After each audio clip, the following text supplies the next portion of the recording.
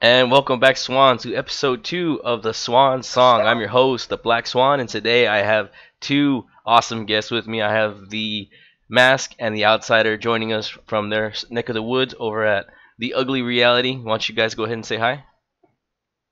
What's going on, guys? My name is The Mask, as you can see by this beautiful mask that was carved by Michelangelo. And with me is my co-host, the reigning, defending co-host of the world, the heart and soul of the show, the Outsider. Co-host, man, that's a power move right there. He put you in your place. That's some big dick. That's some big dick energy. He's like, hey, letting you know. Hey, man, we're all about titles here. You know, it's when you sign your contract. That's what you get. That's his job classification right there. Good. It's just jumping off platform. All good. So we had already started recording. We hit some technical issues. Hopefully everything goes through. If not, China is probably trying to fuck with us. They don't want the truth getting out. But that's all right. Chinese. But no. Yeah.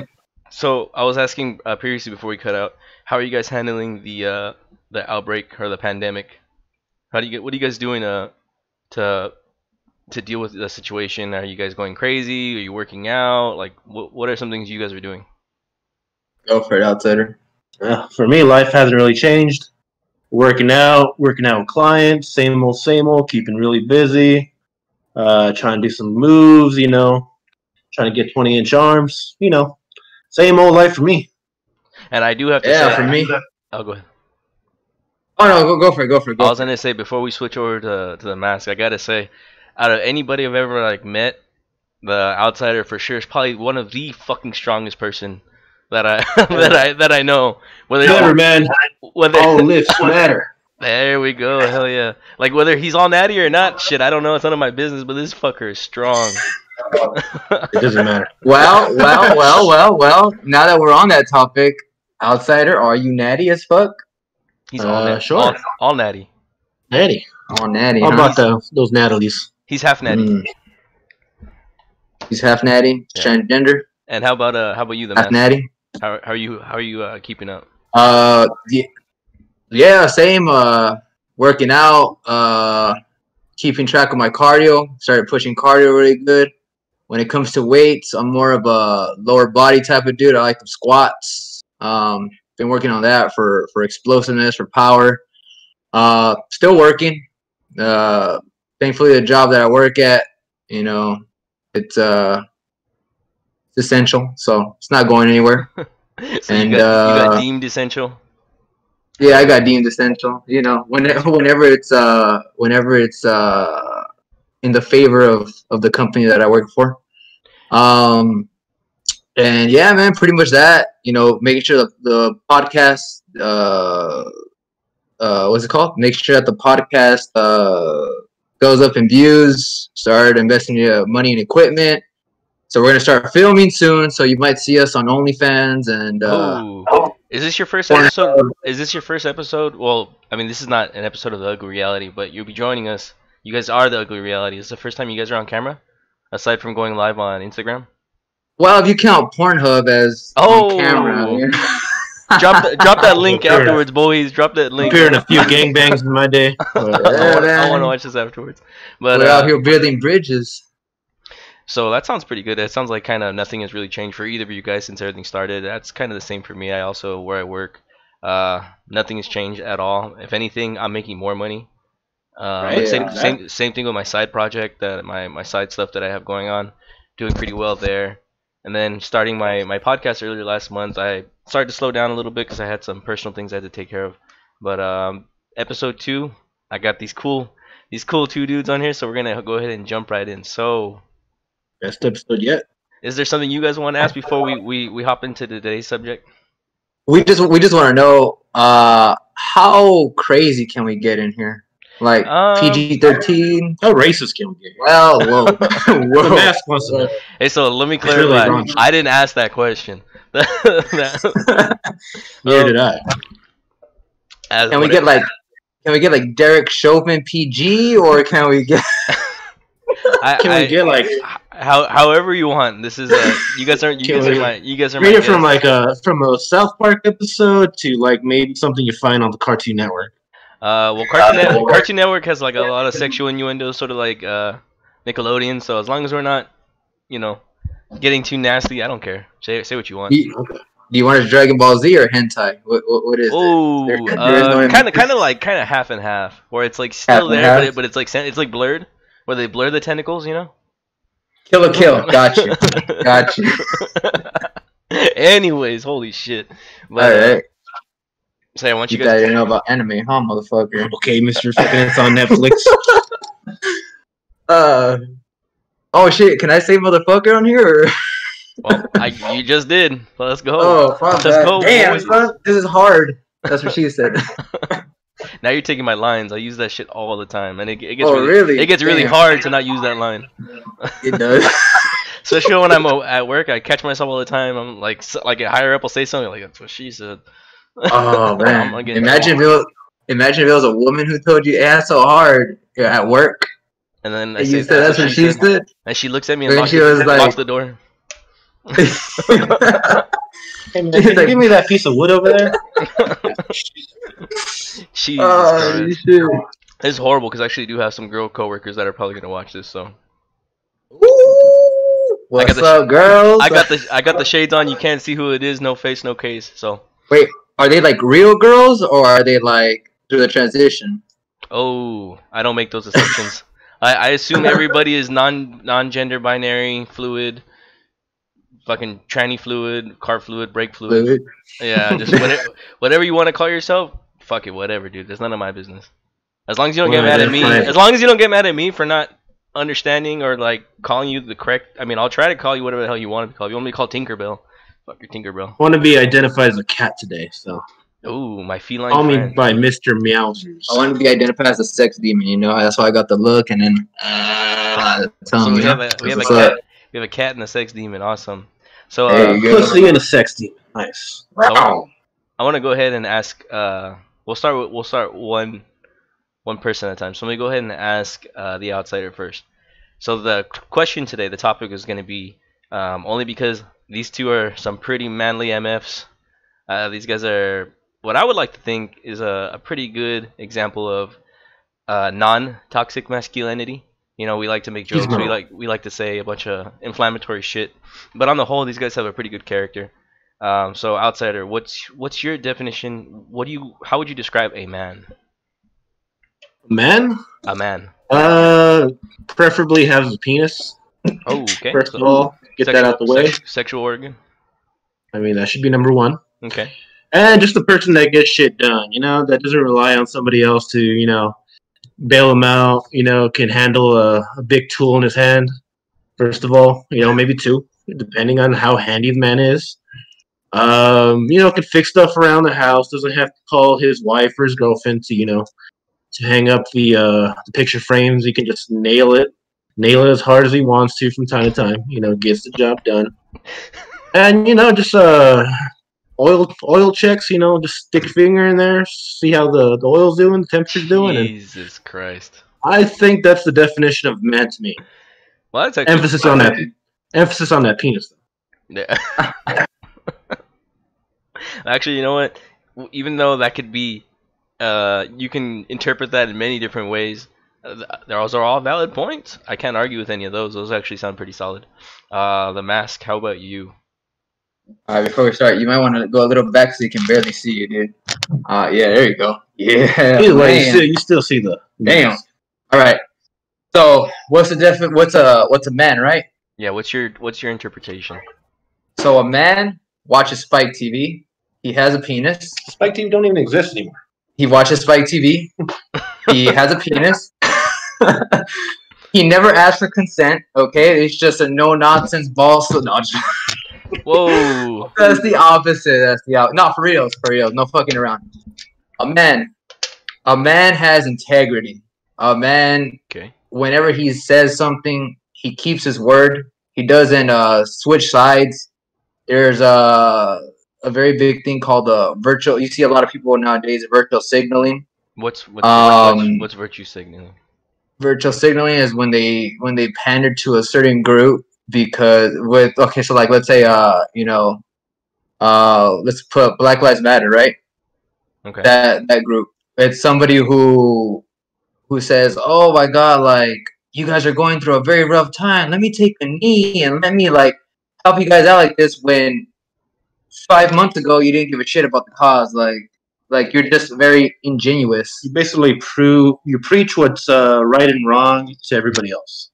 So Pretty sort of. much. So like, are you referencing those what is it, that football team? What was it? Because I don't watch sports, but I see. How Like, dare you? I know.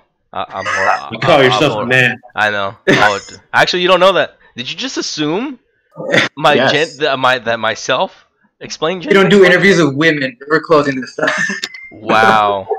I'm No, but so you're referencing that stuff to like the sports teams that were taking a knee. What sports teams were they? Everybody, I basically. mean, nowadays it's everybody Started off with basketball. Colin Kaepernick, though, with the 49ers, but that was what, Because 2016? I had heard, I don't know the full story, but there was like I think a whole team who took a knee, but there was one guy who didn't, because he said that organization didn't represent him or his values or something like that. I don't know if he got a bunch of flack for it. I just remember thinking like, oh, okay, well, There's been a few. There's been Jonathan Isaac. He was for the Magic, Mm-hmm. He decided to stand up. and then you have Stefan Tuitt. He's a lineman for the Steelers. You have quite a few, but my point about it is it's very ingenuine. Disingenuous. Yeah, there you go. Disingenuous. Here's my dictionary, dude. what's And elaborate that's not a what's up? elaborate on that. Like, why is it Oh, disingenuous? so yeah. So the reason why is because again, being a man of your word, when you say something and you are about it, it's something that you need to be consistent. You can't just flip flop, and being disingenuous is just like you're lying. You're basically lying. And a man who's a real man who's true to his heart. He's never. I mean, you do lie from time to time. There's some white lies. Real men lie. No, Especially to the but you can't lie. Especially if you're in office. Something very important. You can say like, "Oh yeah, honey, I took trash," but you didn't really take the trash. You're watching the game. You'll get to it eventually. But when it's a big lie, like dudes are not supposed to do that. They're supposed to keep their word. So like, for example, like we said, the virtue signaling. So these people that are claiming to care about something, they're only doing it, you think, maybe for like attention or for the clout, like yes. like when you see like an out of work like when you see an out of work actor, for example, or an out of work actress, and all of a sudden they start supporting something, or they start backing a certain movement or a certain democratic side, or not democratic, certain political side, like Freudian slip.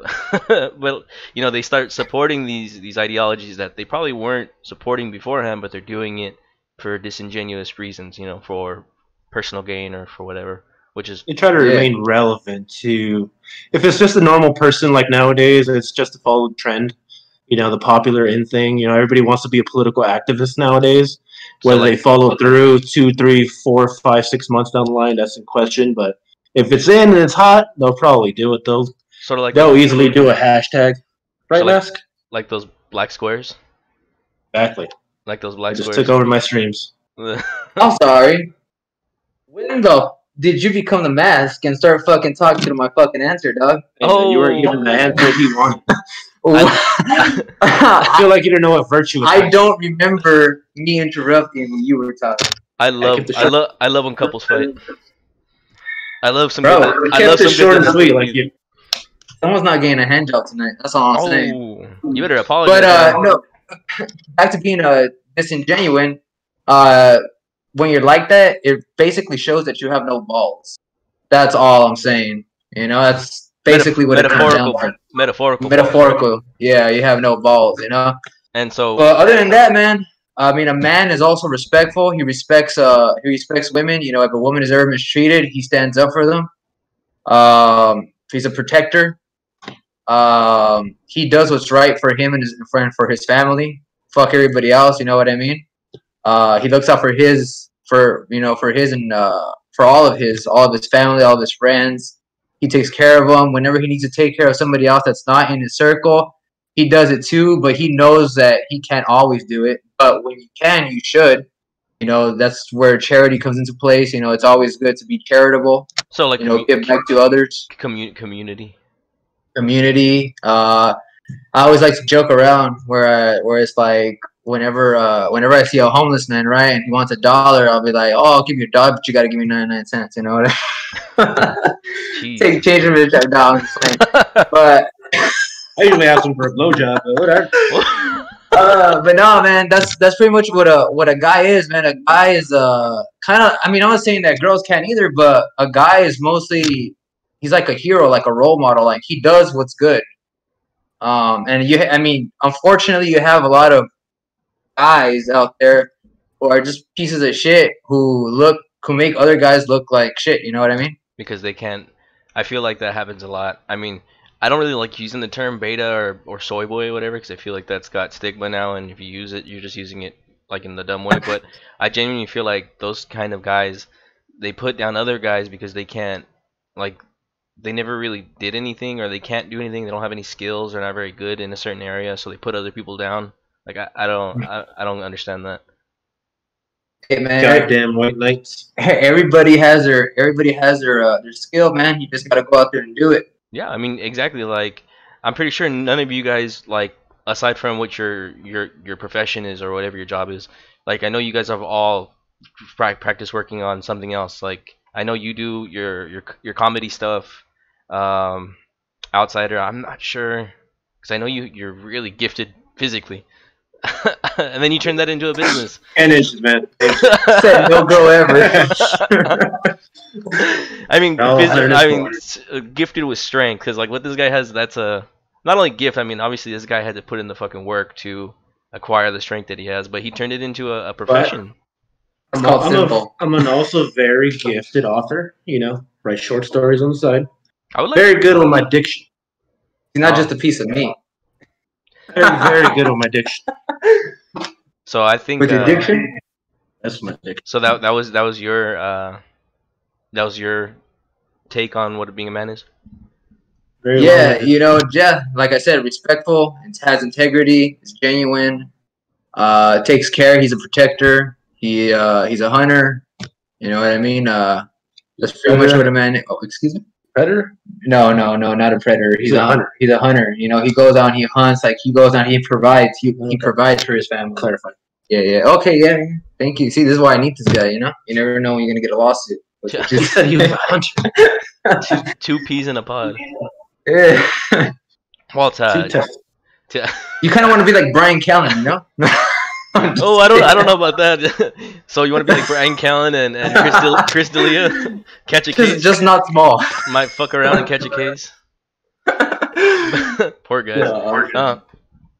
Okay, so just to touch on that, the integrity thing, I genuinely feel like if you don't have your word, and I know everyone slips up and everybody says some things sometimes and they don't follow through with it, but for the most part, you should. If you say you're gonna do something, you should do it. Like if somebody asks you for a favor and you're like, yeah, okay, I'll help you out, and then you bail on them, like that's shitty. Like I feel like that's very prevalent in our generation right now. There's a lot of like wishy-washiness. There's a lot of like, oh, I'm your best friend, and then as soon as you leave the room, they're talking crap about you. Like so, there's no honesty. That I feel like loyalty doesn't have as big a precedence as it needs to have. You know, there's no brotherhood as much as it is. I feel like there's a lot among Aryans. There's what? Only among Aryans. Jesus Christ. I mean, you're not wrong. I'm saying. But yeah, on the most part, I feel like being a man nowadays is kind of looked down upon.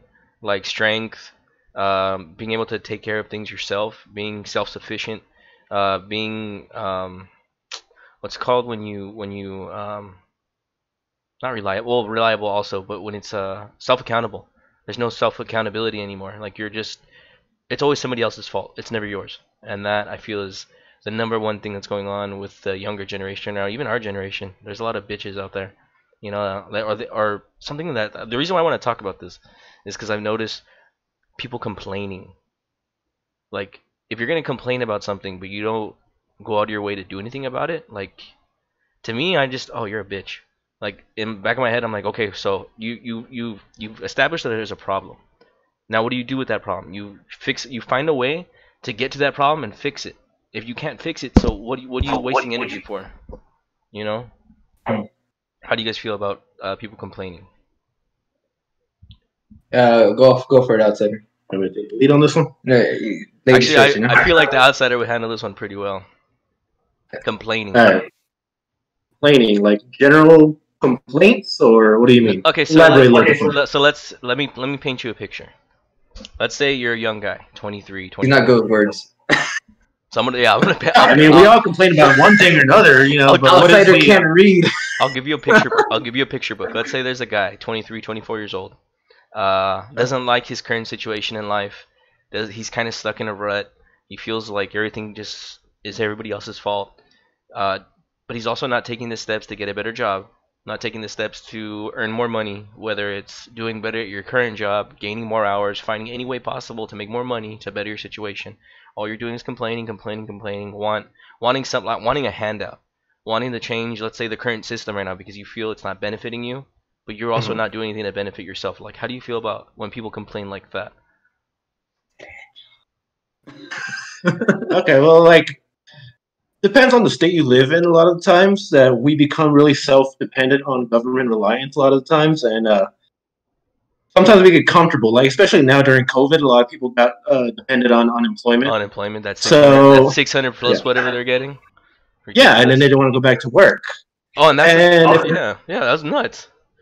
Yeah, and if if they're comfortable in that situation, they get real comfortable with it. But then when it becomes like $400 a week, and then becomes $200 a week, they're not going to blame themselves for not going back to work. They're gonna blame the government, like, oh look, they took away our funding. They're not pushing themselves to use the gift of capitalism. Basically, if you want to go make a better life for yourself, capitalism. I thought capitalism was evil.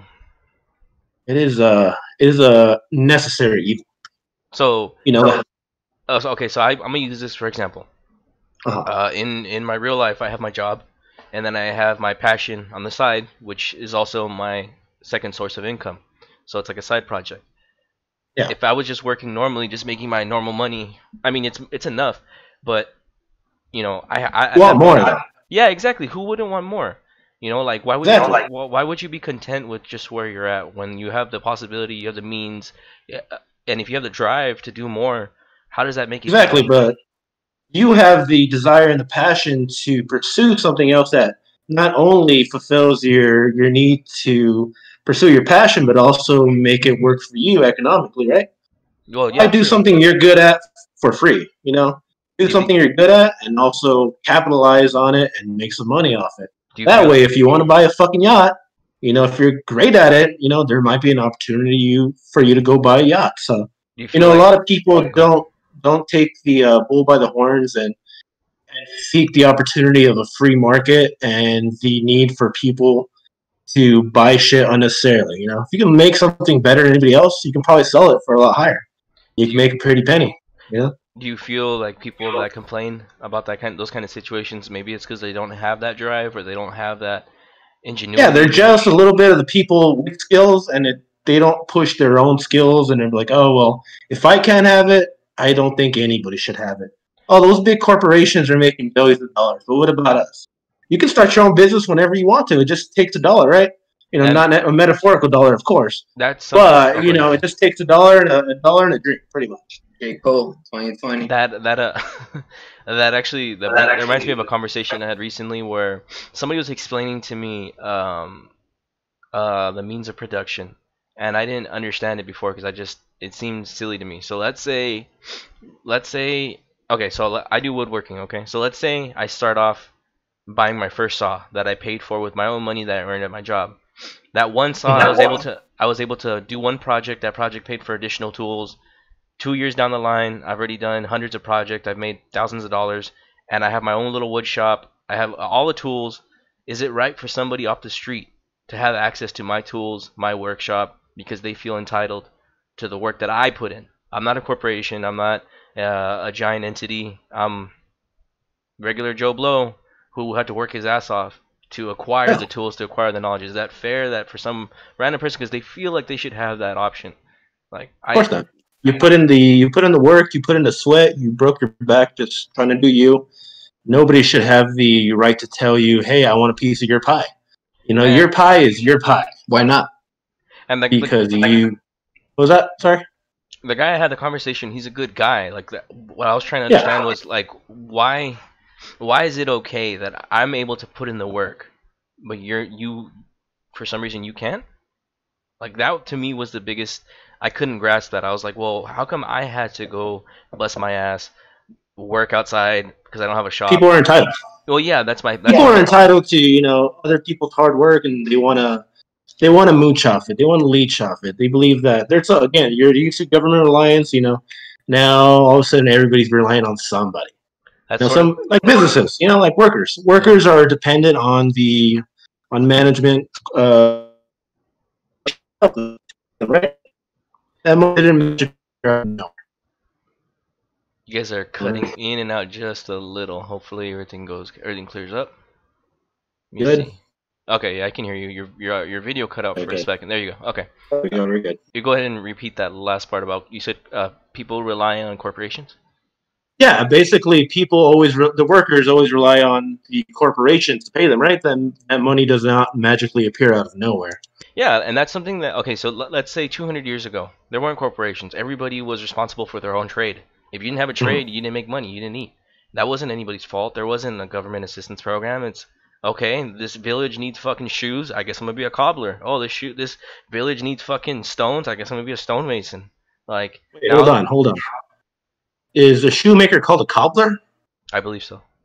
Oh shit! That was like a it's pie. Cobbler. Yeah, I believe it's a cobbler. The ones that make boots and make leather shoes and shit.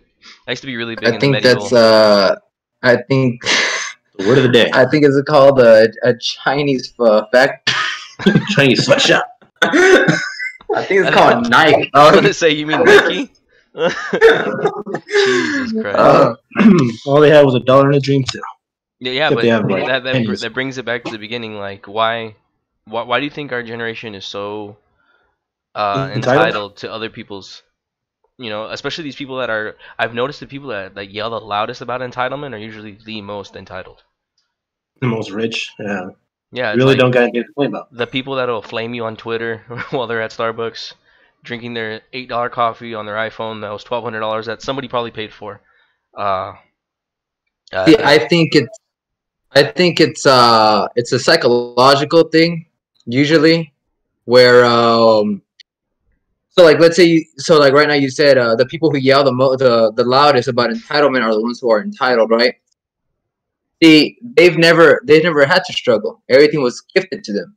Yeah. So in their mind, they say, well, it was easy for me. It should be easy for somebody else. And if it's always easy for me, it should always be easy. It's I should never have to struggle. Therefore, nobody else should have to struggle. So I'm going to be a voice for the voiceless. And everybody wants to do that. But that's not how it works. It's a fantasy. Not only that, but like if you don't ever suffer, you don't grow. Like if you don't know, if you can't do something on the small scale, you'll never be able to do it on the big scale. So if you've never had a small bit of hardship, you're never gonna accomplish anything or get ahead in life because you're always gonna be stuck at that first roadblock. You never got over that first hurdle. Exactly. I mean, I don't know if you ever heard the story of the caterpillar story, right? You ever heard the story of the caterpillar? Refresh my memory for anybody who might have not also heard it. So here's the story of the caterpillar. I'm gonna try and take a little bit of fluff out, but basically there was a what? He was a racist caterpillar. It was a racist caterpillar, right? And it had a Third Reich on display. So basically, there was this girl who was studying nature, and then she finds a caterpillar, and she loves the caterpillar so much that she takes it in and she puts it inside a glass box, right? And every day she's taking care of the caterpillar, and one day it gets into its cocoon, right? And she starts looking at it in its cocoon, and it starts breaking out, and her heart breaks because it's having such a hard time getting out, and all she wants it to do is to be okay because that's the caterpillar that she loved.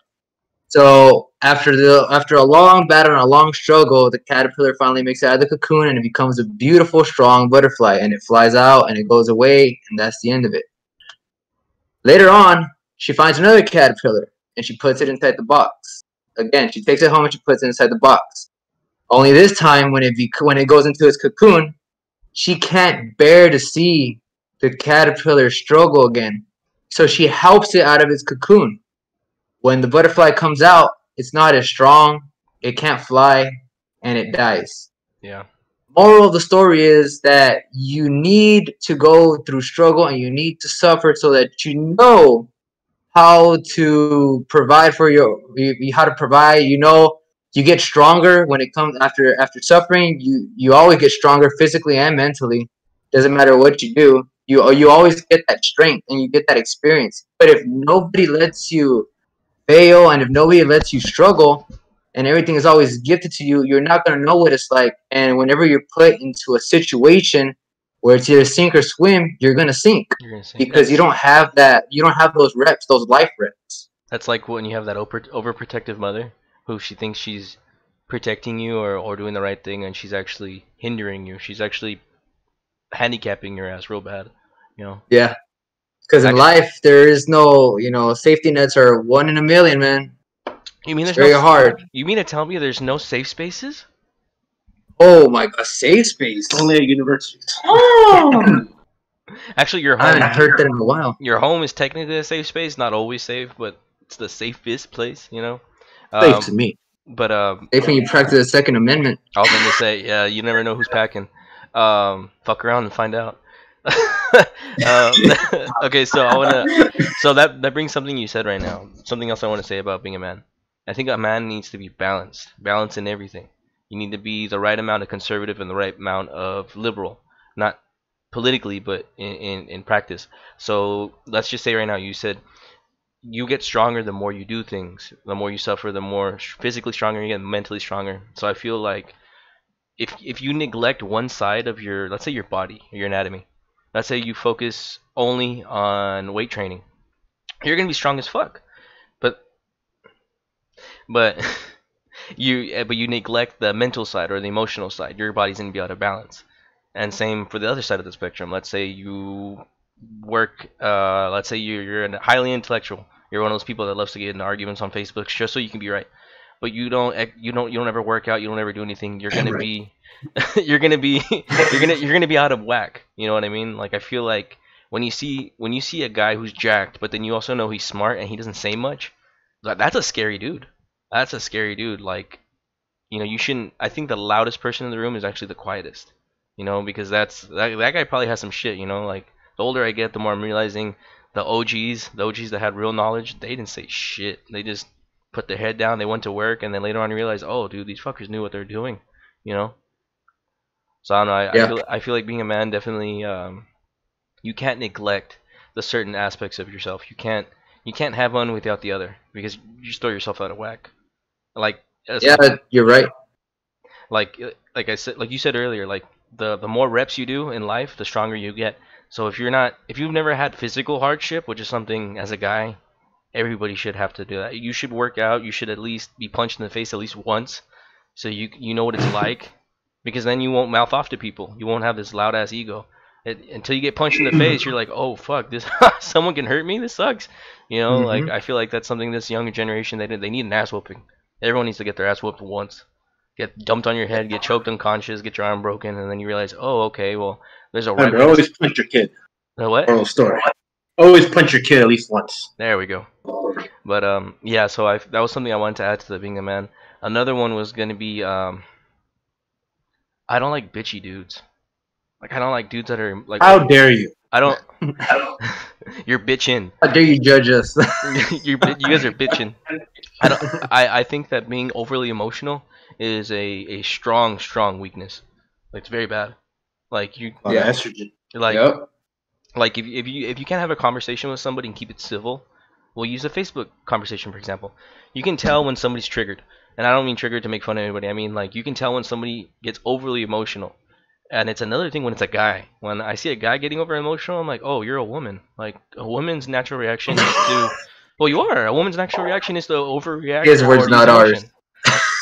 Hey, you know what? I'm not trying to be sexist. I'm You're trying being to say. way too emotional like a woman. I understand that. I don't mean that in a bad way. I'm just saying, like, if I were to tell something to my mom or tell something to my dad, the same thing. One of them. One thing's rationally, the other thing's logic. Yeah, Emotional. exactly, and that's Let him talk, outsider. That's also a representation of the two hemispheres of your brain. You have the logical side, and then you have the emotional side. There, so it's, I feel like the guys use more logic, women use more emotional. I'm not saying either is better. I'm just saying when a guy who is programmed in his brain to use more logic, to problem solve, to be that hunter, to say, okay, we're out of food for the week, I got to go bust my ass to create more food. That's logical thinking. When you have a guy who's too emotional in his brain and his wiring, you tell him, oh, we don't have food for the week. Oh, well, what are we gonna do? We're gonna starve. It's like, oh, come on, like, find a way out. Find a way. Make it happen. You know. I'm gonna starve. It's like, son, did your father not ever take you fishing? Like, what's going on? But that even that parable of you give a man a fish, you feed him for a night, you teach a man to fish, he eats forever. So it's kind of like, Hmm. you know, I feel like that's something else that is going on with guys right now. Is there's no self assurance, you know, there's no self confidence. But yeah, that was pretty much the topic for today. I kind of like where this went. We got to touch all over all kinds of. Yeah, and I'll add to that too, Go ahead, yeah. because that becomes generational as well. Imagine Like, the yo, soy boys that are going to raise future kids. They're going to pass on the same principles of what they were taught or how they were raised about being coddled, and now everything becomes emotional, like you said. So imagine raising kids like that. You're going to raise another boy who's emotional. You're going to raise another boy that's emotional. It just becomes a Oh big ass no, fucking trend. I strongly disagree. I think that the current generation is already soft, and the next upcoming generation is incredibly soft. The youngest generation, the one that are raised up on memes and horrible shit, it's funny if you talk to them, they don't believe in the stuff that their older generation believes in. They're super like they're like if you guys game, if you guys ever play video games, if you ever end up in a lobby with like younger kids that are like 10 or 12, it happens all the time. Doesn't matter what you do now. You hear them talk, and it's like, oh, you have like way more balls and way more like thick skin than people my age. They can take a joke. That's the number one Saying the thing. future, you're saying there's hope for the future? Well, the way have you ever heard that phrase where weak men create bad times and bad times create strong men? I believe that we're headed towards a bad time. So if we're if already in it. yeah, if we're already in it. So the only way to get out of it is to create strong men. Like I mean, growing up, I was a bitch. I was that guy that I was talking about right now. That's the reason I want to talk about it because I wanted to see the things that my weaknesses, and I want to say, hey, you know what? This is where I made the change. This is where I made the change. This is where I made the change.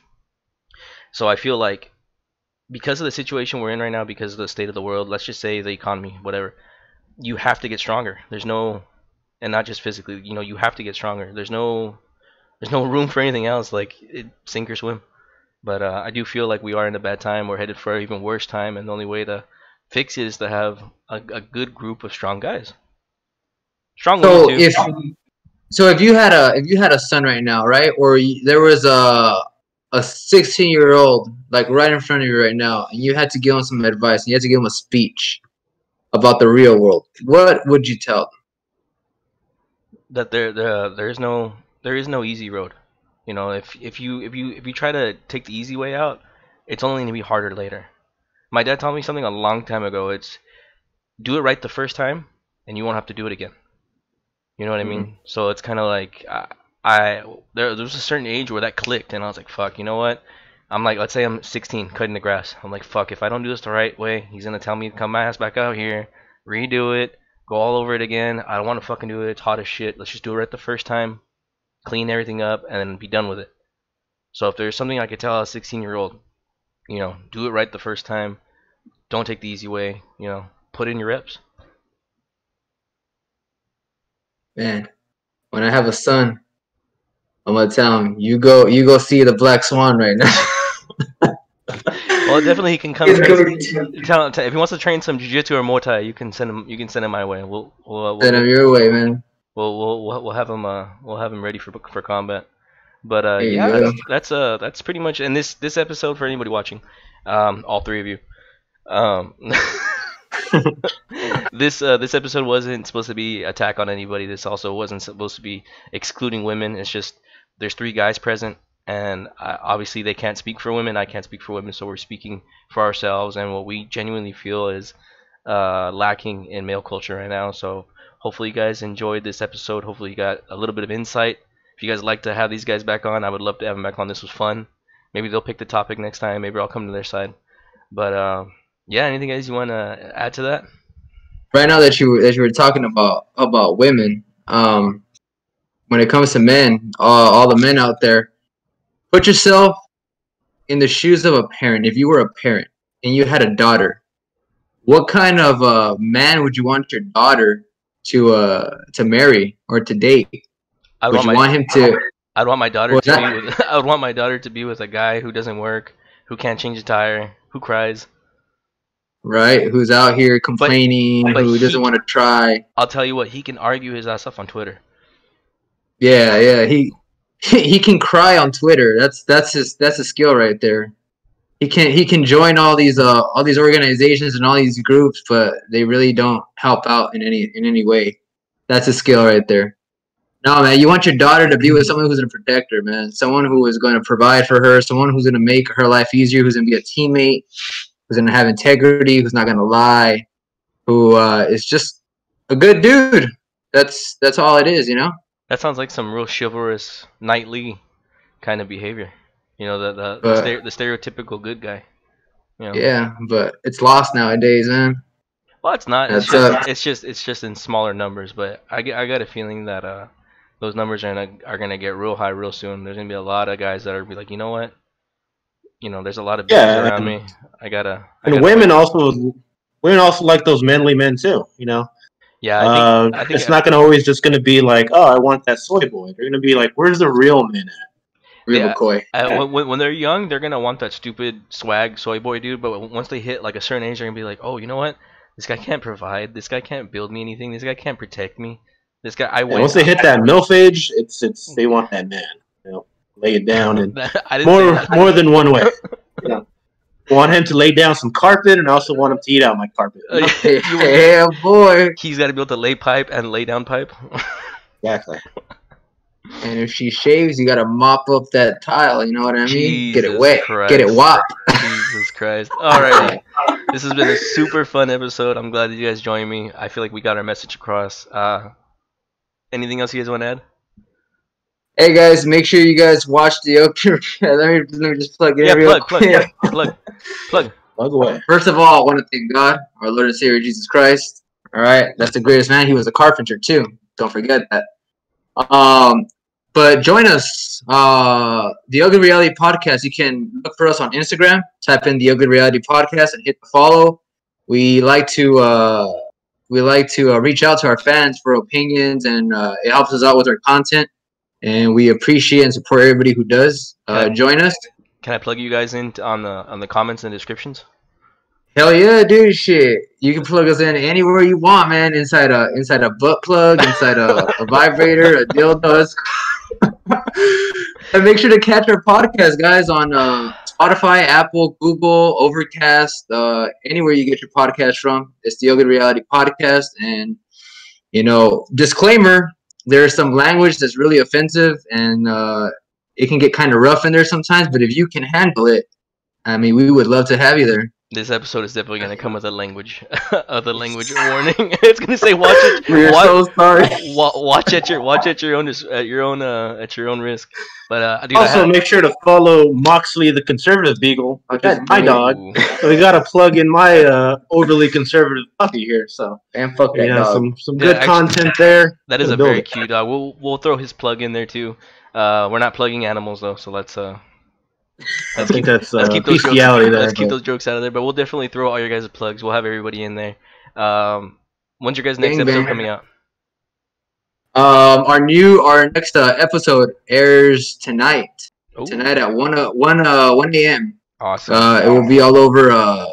Like I said, Spotify, Apple, Google, Overcast, Anchor, Pornhub.